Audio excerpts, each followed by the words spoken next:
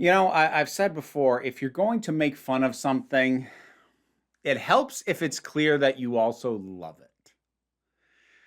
Video game review. This one I streamed on Twitch. This Unmetal. So this is a game that is a parody of the original early Metal Gear games. A little bit Metal Gear Solid, but mostly the original Metal Gear. So we're talking NES, top down, pixel graphics, mostly stealth around as you work your way around a base, try and maneuver around and or take out guards without getting spotted, and eventually escape this facility. It borrows some elements, mostly for jokes, from Metal Gear Solid, but it is a solid mechanical recreation of the early Metal Gear games and early stealth games of that type. But that okay. So the humor in this is hard to explain and describe because it really works in context. And I don't know how much of it's going to translate outside of it.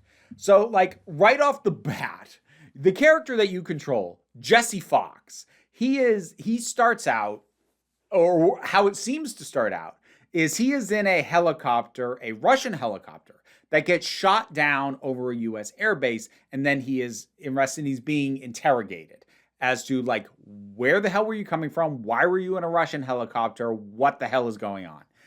And he is talking about his escape from this bad guy facility.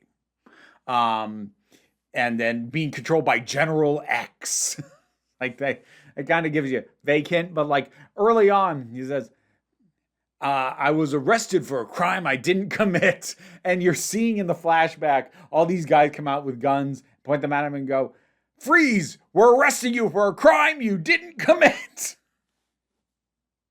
And that's the kind of thing that goes on. Or like you start out in a cell, and like you move around to explore the cell, and the only interactions you can do with things is to either pick it up if it's an item, or if it's not, to punch it. Like, that's your basically, until you get a gun, that's your only action button, is just to punch things. And so, naturally, if you're exploring this limited space that you can't get out of, you're going to punch whatever's around you, see what you find. And so naturally you punch the toilet until it breaks, and you get some toilet paper, which actually is an item that you need. I think you write something on it. I forget what now. It was like one of the first things in the game. And the interrogator asks him, why did you break the toilet? Why didn't you just take the toilet paper? And Jesse has this whole thing of like, in prison, it's either kill or be killed, and I wasn't going to be killed by any toilet. And it's delivered with such sincerity, such seriousness. And then there's a bunch of running jokes, like the fact that every time you overhear dialogue from the guards, every single guard is named Mike.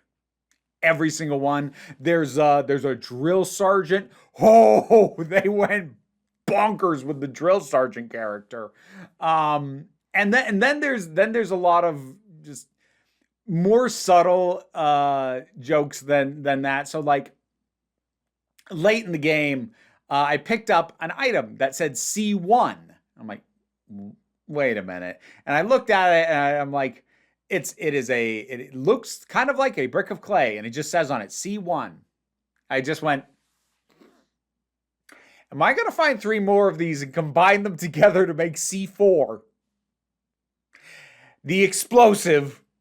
And yes, that's exactly what it did.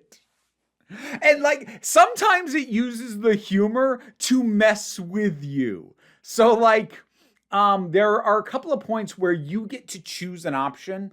And sometimes, like, if you choose the wrong option, you immediately die, and usually there'll be a joke attached with that. And then it just puts you right back to where you were, and you make the choice again, you move on. So it's not like that's a big hindrance. But when he's describing, because every time he gets into a new area, you hear him describing it. It starts out and it's like a blank screen, and then it's him, and then he's describing like it was dirt ground, and then the ground populates, all the buildings were made of stone, and then the buildings populate, and there were boxes everywhere, and the boxes populate. There was a boss, this sort of tentacle monster in the sewer, because yeah, this thing's not especially rooted in reality.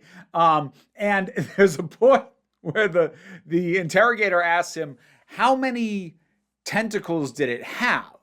And you had the option, I think it was 2, 4, or 6. And I speculated, like, I bet you that the more tentacles it has, the harder this boss fight's gonna be. So I went with 2. And what he said was, it had 2 dozen. And so this thing had 2 dozen tentacles, all firing projectiles at me, and it killed me. And then I went back, and then I got to go back, and at the start of the boss encounter again, it said, how many tentacles did it have? I went with, let's go with 4. No, I think I went with 6. I think I went with the high end because I was scared the medium one was going to goose me too. I went with 6, like, it had 6. I'm like, oh, okay. All right. And it just was. So, like, it messes with you a little bit with some of its humor. Oh, and you know how I said there's already the framing device of the interrogation? That is couched within a larger framing device of Jesse recounting the story of him recounting an escape to an interrogator, basically in order to impress this girl. So it's sometimes when it'll come out of the actual stuff that you're navigating trying to escape this facility, sometimes it'll go back into the initial framing device of the interrogation. Sometimes it'll go back 2 layers into the car with him talking to this girl.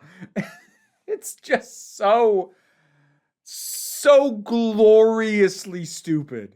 It's great. I really had a lot of fun with it. It has just enough challenge to, have it feel an accomplishment to beat stuff. When you do a comedy, it's actually really hard to balance a comedy game because you tend to run into one of 2 problems. Either the challenge is a legitimate meaty challenge, which kills the pace of comedy because so much of comedy is down to timing and keeping up a certain pace. But if you're forced to hear the same jokes over and over and over again because this section keeps killing you, it's not fun anymore. So that's the one extreme. The other extreme is to avoid that problem, you make it so easy that it doesn't even feel like it's, a proper video game. There's barely any challenge here. And then if the jokes don't sustain, well, the gameplay isn't that engaging. This actually threads that needle really, really well. So I was pretty impressed with that. It's fully voice acted, so you get lovely, ridiculous performances for these characters. There's really only one joke that landed badly with me. That there is one boss that they gave an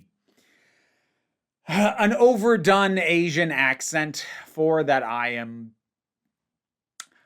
not going to say definitively they didn't get an Asian voice actor in, but I am going to say that that whatever performance was given, whoever gave it, sure sounded like a non-Asian person doing a caricature of an Asian accent. That was about the one joke that I was like, I'd rather you hadn't. But the rest of them, even the ones that didn't necessarily make me laugh, were fine, inoffensive. And like, for it to have the one bad joke in like 6-7 hours of gameplay, that's pretty good. Actually, to only have one fall that flat. And I had an awful lot of fun with this. So if you like pixel art games, if you like older style games, if you get enjoyment at seeing something just take the piss, that's what this is doing. This is just taking the piss out of Metal Gear and having a blast doing it. Like, this game was clearly made by people who were as amused by what they were doing as they want you to be in playing it. And that rubs off. And I had a lot of fun with this. Unmetal, top-down, pixel art, stealth game, comedy. What are your thoughts on this? Or what, if you don't know anything about this or didn't watch my stream, what is your favorite parody game? Or comedy game, I guess. I'd be especially curious to hear anything that isn't a point and click adventure. I think point and click adventure is the easiest place to get comedy inserted into. Trying to make a comedy game that is any other genre is a bit harder. But whatever your thoughts are, drop something down in the comments. Let's talk about it. Patreon pays the bills, enables me to do this as my living, even if you can't help me out that way. Like, share, subscribe. They all help me out. Don't worry too much about it, though. We take a relaxed attitude around here, so you can just come on back next time you need a break. And now to thank my highest supporting patrons: Robin Moore, Goddess Elida, Zubin Lotfulla, Welsh Wrestling Geeks, Alistair McPherson, Oliver B., Melissa Pedersen, Movie Turtle, Ulrich Bogdan, Loki Eris, Melinda Walters, Auntie Kate 808, Becky Sparks, Fernabi Likes the Poodle, Tracy Scrabbit, Angry Casperl, Dave Hall, White Bearish, Rosalind Bennett, Adam RDL Taylor, Pal Barabajoggle, Mira G, and Sir Didymus is my favorite. If you'd like me to... I read the names fine, then screwed it up. If you would like to hear me try and say your name while these guys chitter in my ears, check out the rewards on my Patreon. Yeah, you're not distracting at all.